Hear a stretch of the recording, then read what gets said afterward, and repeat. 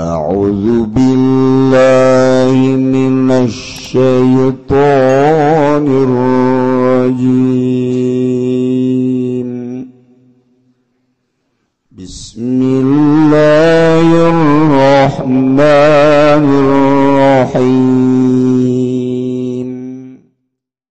Di jero Ramadan teh aya zakat fitrah sing hade. Urang wajib ngaluarkeun zakat saurang sasok sok teh 3 mud samud saleter mucung berarti 3 liter setengaheun lah 3 liter setengaheun saurangna teu bisa ditambah teu bisa dikurang. Cenah urang ayeuna mah tambah bae geus urang mah belajar ibadah salah. Ulah belajar ibadah di jero nu geus diatur. Geus bae sakitu 3 liter setengah titik nupang bagus-bagusna meulin beasna. Lamun urang Jawa di dieu teh hendak balik ka Semarang, ngajak kata di Semarang ulah di dieu. Lamun hendak balik ka Surabaya, ngajak kata di Surabaya. Sing hade abeh mantep ye ibadah ye. Ulah sok jadi omong-omong ngontrak di sini, zakat di sono. Naon hubunganna jeung kontrak ya mayarnya nama. Ye, sok jadi haharuan batu dan ibadah bener. Ulah sok itu jadi jangan ngising di sini apa di sini. Atuh ngising mah de bandem di handap ngajakat mah lain deui. Macem-macem.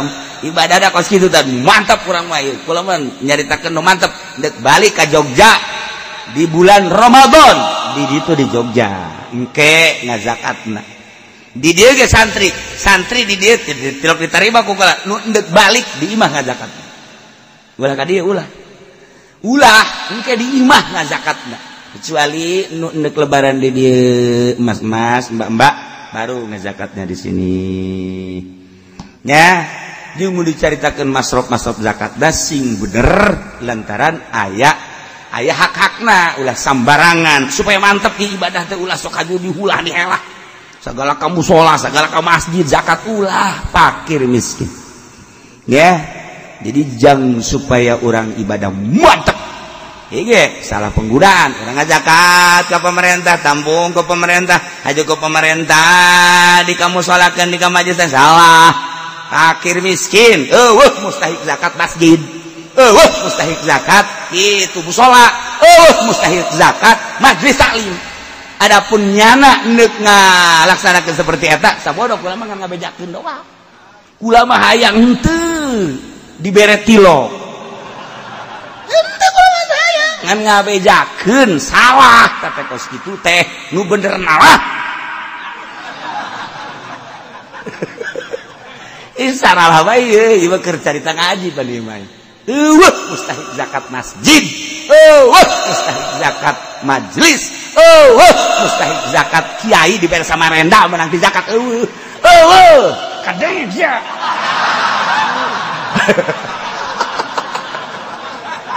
Ngarenjak betungtung nama.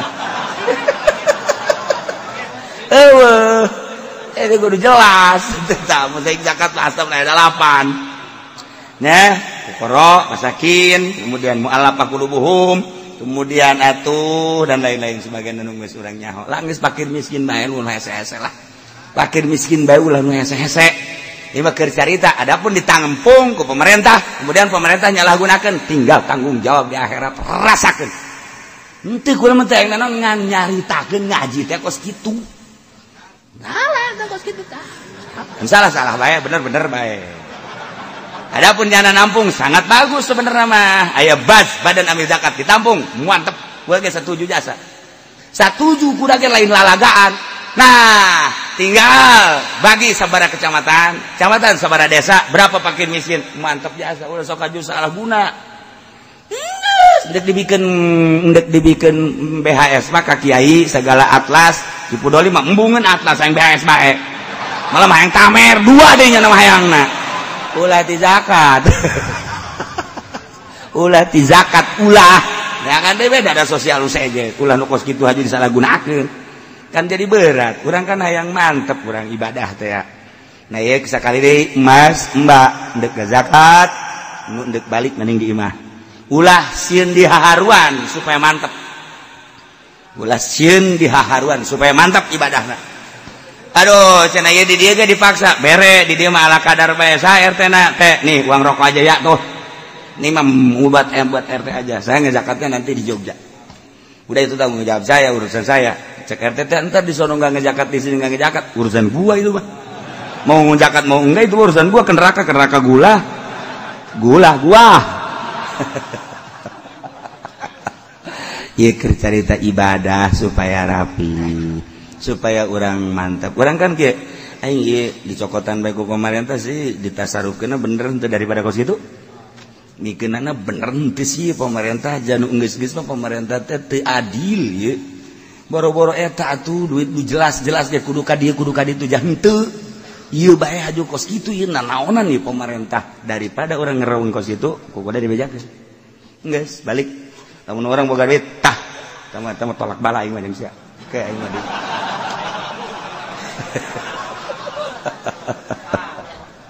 Masya Allah karim. Urang wajib lamun urang boga ye salaki wajib ngazakatan urang, nu wajib dinapakan ku urang, wajib dibere zakat ku urang, kemudian pamajikan urang wajib dizakatan ku urang, anak urang wajib dizakatan ku urang, lamun can mampu wajib dizakatan. Hadam urang lantaran urang boga hadam ku sebab urang gering sok ngahadam urang wajib urang dizakatan. Lantaran urang terlalu lintu awak urang teh kudu dihadaman punya anak hadap urang wajib dizakatan ku urang. Tapi lamun hadam-hadam tukang nyapu, tukang itu mah tunan gitu ngaranna dagang, hadam urang tukang malukun teu. Ieu mah jang kebutuhan urang sehari-hari eta hadap wajib ku urang. Urang miskin, pamajikan urang kaya, pamajikan urang teu wajib zakatan ka urang teu kudu wajib zakat. Pamajikan urang ge teu wajib zakat sebab nyana wajib dizakatan ku urang. Kemudian urangna miskin teu kudu ngazakat. Babari kan ngan sunah nu boga mah pamajikan duh ngazakat pak bapak boga ngazakat henteu kuduna bapak ngazakatan kula nyaho itu mana junta ya aing dipencet ge lain keluar duit tai aing keluar itu boga teh cek pamajikan aga ya yang kakak tah mere heula pamajikan ka salaki tah kajang yang zakat ti sia bager tuh kula teh saha agak satu jadi geus bere arak dizakatkeun kos kitu teh kekayaanna masyaallah karim. Lamun urang ngazakat ulah mikeun kanu diwajib ka wajib anu dinapakan ku urang ngazakat ka pamajikan teu sah lantaran pamajikan wajib dizakatan ku urang ngazakat ka anak urang teu sah lantaran anak urang kewajiban urang ngazakat ka bapak urang teu sah lantaran bapak urang kewajiban urang boga bapak kolot ngazakat ka bapak kolot atuh teu naon sebab bapak kolot mah teu kewajiban urang jaya bapana ieu. Iya supaya jauh supaya ke orang bolak-balik bae ngajakat ka pamajikan ngajakat ka salaki sage ka pamajikan nanaonan mending diliwat tabak.